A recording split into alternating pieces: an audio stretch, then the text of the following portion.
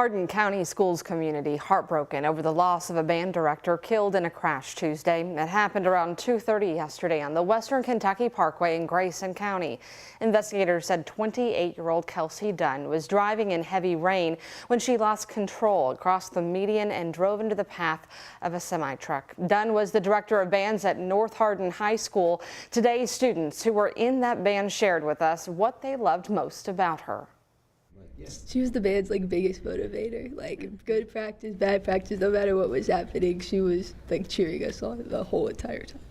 It's her dedication to us. She was really she was driven to the band. It was her band. She was dedicated. Counselors are at North Hardin High School today for students and staff who need support. Well, that heavy rain also caused flooding in parts of Jefferson County. You're taking a look at video from 7th Street Road near Berry Boulevard over in Shively. Two cars got stuck in that water when drivers tried to go through it. Neighbors in the area say this is a recurring problem. It happens every time it's flash flooding. They have to block this off.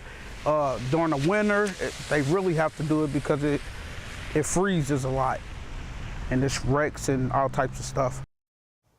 The good news there, no one had any reported injuries. A southern Indiana child care provider was arrested Tuesday after police say a baby boy died in her care nearly 2 years ago. 35-year-old Brittany Baylor is charged with neglect and aggravated battery resulting in death. Police said an autopsy report showed a 6-month-old died in July of 2022 due to a head injury sustained in an assault while in Baylor's home daycare. Baylor is being held at the Clark County Jail. She'll be in court this afternoon at 2 o'clock. We'll have more coverage on this story as it develops here on WHAS 11 News at 4. Many TARC riders are facing the possibility of losing services as the company plans to scale back, reducing the frequency of more than a dozen routes. Tonight, it's hosting a second open house for riders to ask questions. Our Taylor Woods and photojournalist Addie Hill attended the first meeting and heard from some who are already concerned about these changes. You can't afford a car in today's economy, so we need transit for our employees of work. Deborah O'Gorman has been riding TARC buses since 1982. She's sad to learn that some of the frequent routes she rides could get cut or reduced. The Transit Authority of River City is facing serious money problems. I ride 4th Street and 52. 52 is the medical circulator. It's awesome. It's only 35 cents or 30 cents, and it runs every 15 minutes to all the medical places. We ride 72 because I meet people over in Indiana with neurology problems. Buses 52 and 72 are just two of the 19 routes that TARC will be running on a Saturday Plus schedule. O'Gorman is concerned about the medical routes since she and others depend on them. People don't realize how much Indiana pays for 71 and 72 because the doctors are all over here. The people over there come to our doctors. TARC leaders say without the cuts, there could be a budget gap as much as $30 million by mid-2026. The transit agency has been under a financial crisis for years. This week, TARC and JCPS came to an agreement to loan 70 bus drivers to JCPS. The deal saves TARC jobs and will help JCPS in its transportation disaster. Everybody is, on one level, glad to be able to help out JCPS. I think it's a relief that you don't see the possibility of these layoffs coming right now. But obviously, there's a lot of concern. TARC's 4 high-frequency routes will remain the same. Number 4 4th Street, 23 Broadway, 10 Dixie Rapid, and 28 Preston Highway. In Louisville, Taylor Woods, WHAS 11 on your side. This evening's open house is from 5 to 8 at Douglas Boulevard Christian Church. You can also submit feedback to TARC on social media at Union Station or by using the customer care line. TARC's board plans to vote on the reduced services and its agreement with JCPS on Friday. I told Mr. Knoll not to do anything stupid, not to deceive me, not to defy me. He would not like the consequences.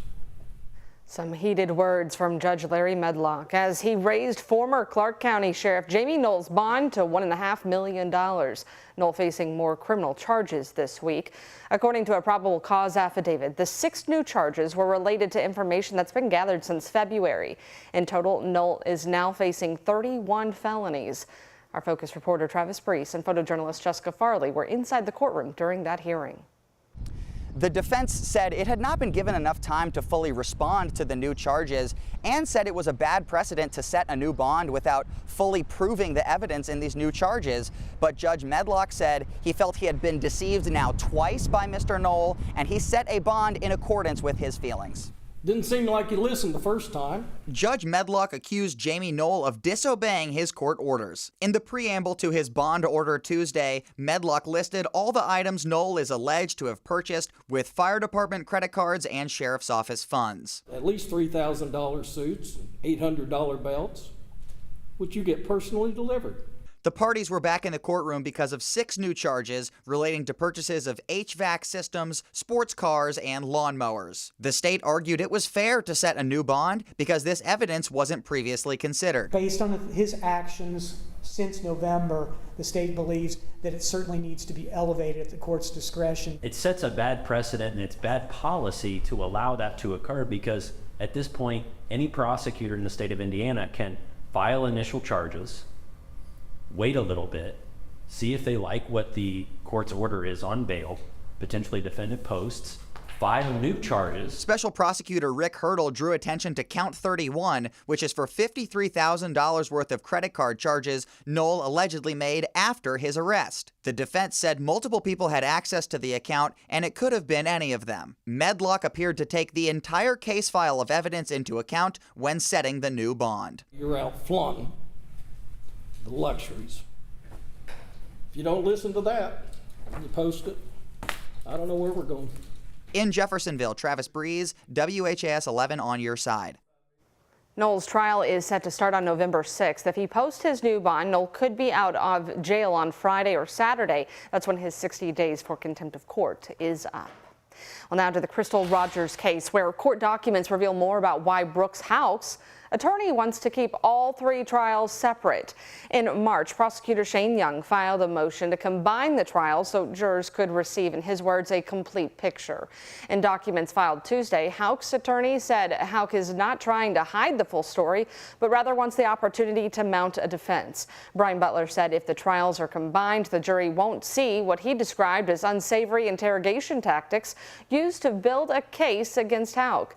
The next court date in this case is scheduled for June 13th in Nelson County.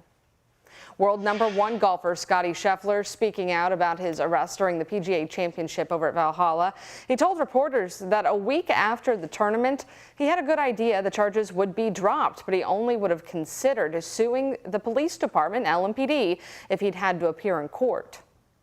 At the end of the day, that the people of Louisville are then going to have to pay for the mistakes of their police department. That just doesn't seem right. But if it came there, I think my lawyer was more than prepared to use that as more of like a bargaining chip type thing, more than anything.